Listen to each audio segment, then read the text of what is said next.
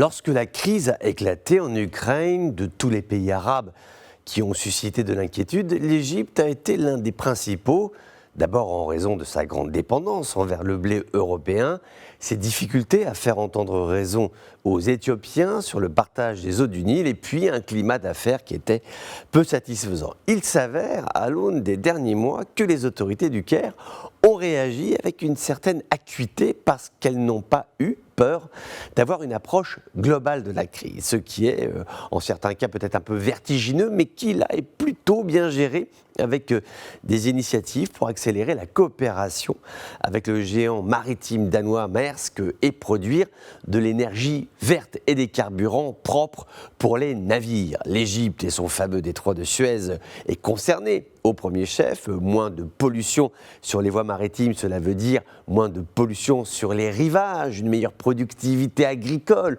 plus de blé, moins d'engrais, des réserves d'eau préservées, etc. Ce projet de production de carburant vert pour les navires est d'une valeur estimée à 15 milliards de dollars et l'espoir de créer 100 000 opportunités d'emploi pour des Égyptiens. Bien que le calendrier d'exécution du projet ne soit pas encore annoncé, se saisir de ce dossier est important.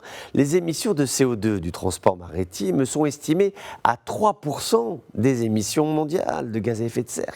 Quiconque observe un navire en mouvement, ces énormes supertankers et autres pétroliers aux dimensions absolument gigantesques, souvent on peut voir des colonnes de fumée polluante. La distribution de carburant propre aux navires qui transitent par les ports égyptiens serait une avancée réelle. Certains navires ont commencé à utiliser des carburants contenant moins de soufre, comme le méthanol, ou d'autres essaient d'utiliser des carburants dits propres et verts.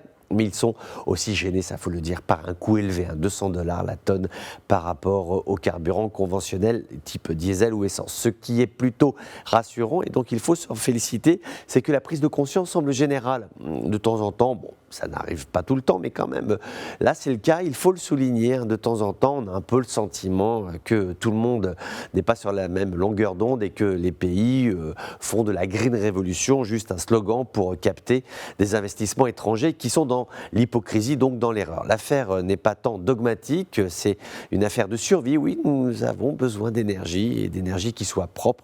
Le carburant vert est l'un des multiples possibilités qui s'offrent à nous, donc pourquoi pas essayer, même à hauteur de 15 milliards de dollars, l'humanité aurait tout à y gagner.